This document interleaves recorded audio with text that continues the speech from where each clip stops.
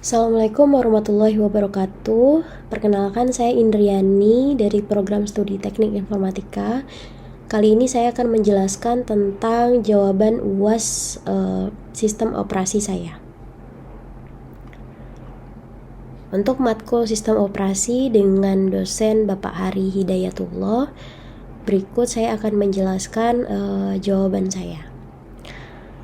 Nah, untuk soal nomor 1, saya bacakan dulu soalnya. Sebuah perusahaan yang bergerak di bidang IT sedang mengelola sebuah server yang menjalankan beberapa proses menggunakan algoritma penjadwalan round robin.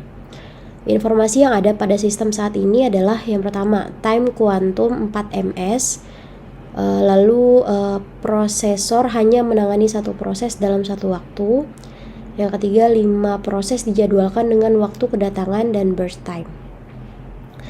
Nah, data yang diberikan adalah ada proses P1 sampai dengan P5.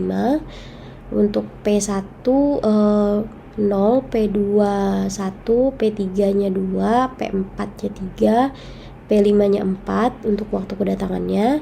Lalu untuk burst time-nya P1-nya 10, P2-nya 4, P3-nya 6, P4-nya 8, P5-nya 12.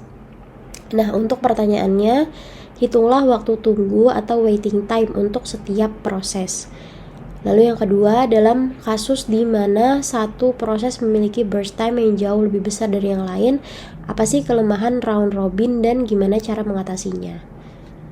Oke, jawaban saya di nomor 1, yang pertama, saya menghitung waktu tunggu atau waiting time-nya.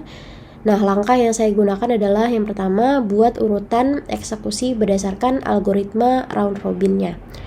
Jadi setiap proses ini mendapatkan giliran maksimal 4ms pada satu waktu sampai selesai. Lalu proses dieksekusi sesuai dengan waktu kedatangan dan dimasukkan ke dalam antrian. Nah, yang kedua, simulasikan eksekusi. Di round 1, P1-nya ini 4ms, sisa 6ms. Di P2 4ms, sisa 0ms atau selesai. Lalu di P3 4ms, sisa 2ms. Lalu di P4 4ms, sisa 4ms. Lalu di P5 4ms, sisa 8ms. Lalu di round 2, P1-nya 4ms, sisa 2ms. P3-nya 2ms, sisa 0ms. P4-nya 4ms, sisa 0ms. P5-nya 4ms, sisa 4ms. Lalu di round 3, P1-nya 2ms, sisa 0. P5-nya 4ms, sisa 0. Lalu yang ketiga, menentukan waktu selesai atau completion time. Nah, P1 ini selesai di 20ms. P2 ini selesai di 5ms, P3 selesai di 16ms, P4 selesai di 18ms, P5 selesai di 24ms. Lalu saat menghitung waktu tunggu atau waiting time, rumusnya adalah waktu tunggu sama dengan waktu selesai dikurang burst time dikurang waktu kedatangan. Jadi P1 ini 20 dikurang 10 dikurang 0 sama dengan 10 ms. Lalu P2-nya 5 dikurang 4 dikurang 1 sama dengan 0 ms. Lalu P3-nya 16 dikurang 6 dikurang 2 sama dengan 8 ms. Lalu P4-nya 18 dikurang 8 dikurang 3 sama dengan 7 ms. Lalu P5-nya 24 dikurang 12 dikurang 4 sama dengan 8 ms. Berikut hasil jawaban nomor 1. Lalu hasil jawaban nomor 1 di poin keduanya adalah kelemahan round robin.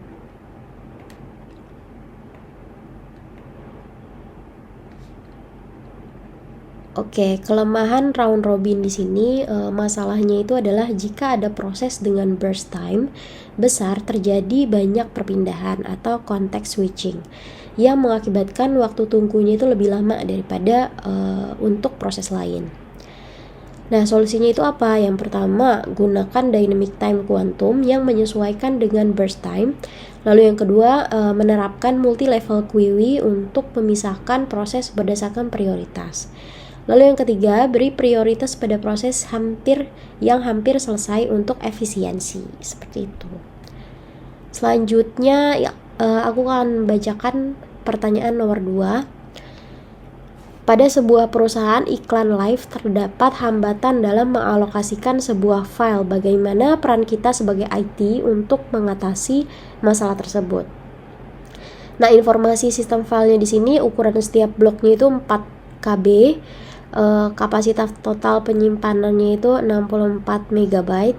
Lalu file yang akan disimpan itu seperti kita lihat di sini, nama file, ukuran file, dan deskripsinya.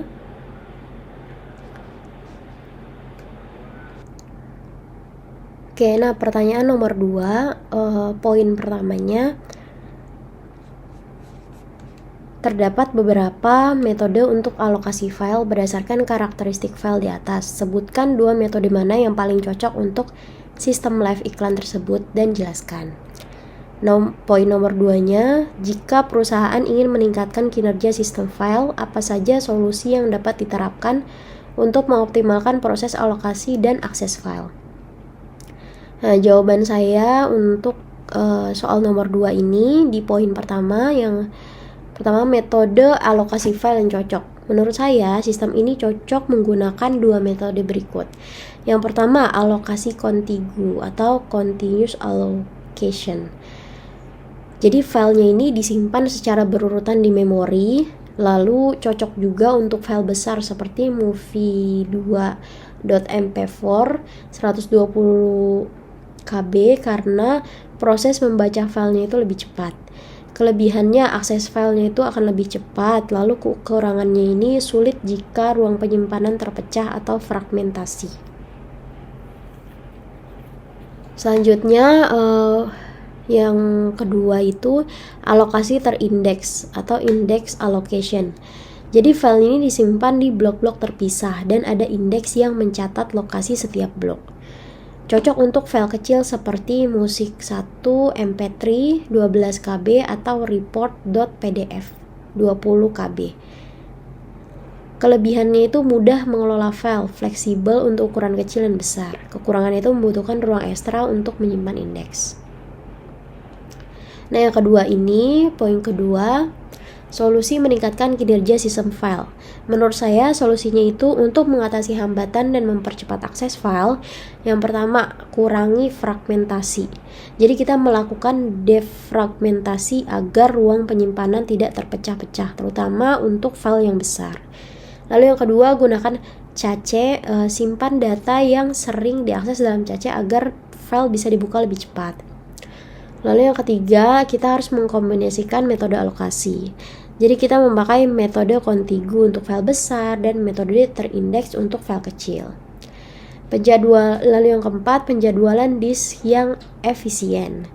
Jadi kita menggunakan algoritma untuk menentukan urutan akses file agar lebih cepat.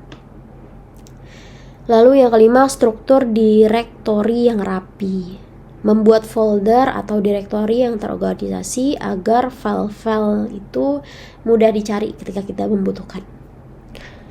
Oke, jadi soal nomor 3, sebuah perusahaan yang bergerak di bidang IT memiliki server dengan penyimpanan berbasis RAID 5 yang terdiri dari 5 disk, masing-masing berkapasitas 2 TB. Disk yang ketiga mengalami kerusakan. Data perusahaan harus tetap dapat diakses tanpa gangguan. Nah, pertanyaannya, yang pertama, jelaskan bagaimana data dapat diakses meskipun salah satu disk mengalami kerusakan, dan berapa total kapasitas penyimpanan yang dapat digunakan dalam konfigurasi RAID 5 ini. Yang kedua, apa yang harus dilakukan untuk memulihkan sistem setelah mengganti disk yang rusak? Nah, berikut jawaban saya. Jadi, yang nomor pertama ini, data tetap dapat diakses dan kapasitas RAID 5. Nah, kenapa sih data ini tetap bisa diakses? RAID 5 menggunakan sistem parity atau data tambahan yang memungkinkan data dihitung ulang dari disk lain jika salah satu disknya itu rusak. Jadi, meskipun disk ketiga ini rusak, data tetap dapat diakses tanpa gangguan. Nah, selanjutnya kapasitas total yang bisa digunakan. Dari 5 disk masing-masing 2 TB, 1 disk digunakan untuk parity. Lalu kapasitas yang bisa dipakai 5 kurang 1 kali 2 TB, yaitu 8 TB yang bisa digunakan. Nah, poin keduanya ini gimana sih cara memulihkan sistemnya? Yang pertama, ganti disk yang rusak dengan disk yang baru. Yang kedua, sistem akan otomatis memulihkan data ke disk yang baru atau rebuild menggunakan data di disk lain dan parity. Yang ketiga, tunggu hingga prosesnya ini selesai, lalu cek apakah semua data tuh udah normal atau belum. Nah, proses ini memastikan sistem kembali seperti semula tanpa kehilangan data. Nah, ini soal nomor 4. Jadi, terdapat satu perusahaan yang saat ini sedang menangani pemrosesan dan analisis data besar yang melibatkan banyak aplikasi berjalan secara bersamaan. Tantangan yang dihadapi itu adalah bagaimana cara mengelola memori agar dapat mengakomodasi proses-proses yang memiliki kebutuhan memori yang berbeda-beda. Nah, pertanyaannya yang pertama, jelaskan apa yang terjadi saat page fault terjadi pada sistem yang menggunakan virtual memory. Bagaimana sistem operasi menangani page fault dan apa yang dapat mempengaruhi kinerja sistem saat sering terjadi di page fault. Yang kedua, bagaimana fragmentasi eksternal dapat terjadi dalam sistem yang menggunakan virtual memory dan bagaimana pengaruhnya terhadap kinerja sistem. Apa sih solusi yang dapat diterapkan untuk mengurangi dampak fragmentasi eksternal? Jawaban saya yang poin pertama itu page fault pada virtual memory. Apa yang terjadi pada saat page fault? Page fault terjadi ketika data yang dibutuhkan proses tidak ada di RAM atau memori fisik karena tersimpan di disk atau memori sekunder. Nah, cara sistem operasi menangani page fault yaitu dengan yang pertama, menghentikan sementara proses yang meminta data. Yang kedua, mencari halaman atau page yang diminta di memori sekunder. Yang ketiga, membuat halaman ke RAM. Nah, kalau RAM-nya penuh, sistem akan mengganti swap out halaman lain sesuai dengan algoritma. Misalnya list recently used. Nah, yang keempat, melanjutkan eksekusi proses.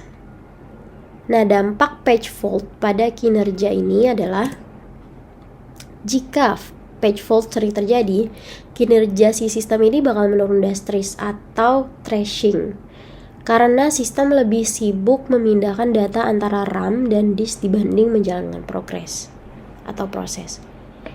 Nah, poin keduanya ini fragmentasi eksternal pada virtual memory. Bagaimana sih fragmentasi eksternal terjadi? Fragmentasi eksternal terjadi ketika ruang kosong di RAM itu tersebar dan nggak berurutan, sehingga nggak bisa dimanfaatkan secara efektif buat proses baru meskipun kapasitas totalnya itu udah cukup. Nah, dampaknya pada kinerja sistem yaitu mengurangi efisiensi penggunaan memori. Nah, proses baru mungkin tidak bisa berjalan karena memori tidak bisa dialokasikan secara optimal. Oke. Solusinya untuk mengurangi fragmentasi eksternal yaitu yang pertama itu paging. Nah, paging itu apa? Gunakan sistem paging yang membagi memori menjadi blok-blok kecil dengan ukuran yang tetap, sehingga memori dialokasikan lebih efisien. Yang kedua, kompaksi memori. Jadi kita memindahkan data dalam memori fisik biar ada ruang kosong bergabung menjadi blok besar yang dapat digunakan. Nah, yang ketiga, algoritma alokasi efisien. Kita terapkan strategi seperti best fit atau first fit untuk meminimalkan fragmentasi. Dengan solusi ini, sistem dapat mengelola memori lebih baik dan mendukung proses yang berjalan secara bersamaan. Itu saja jawaban dari saya. Sebelumnya terima kasih. Wassalamualaikum warahmatullahi wabarakatuh.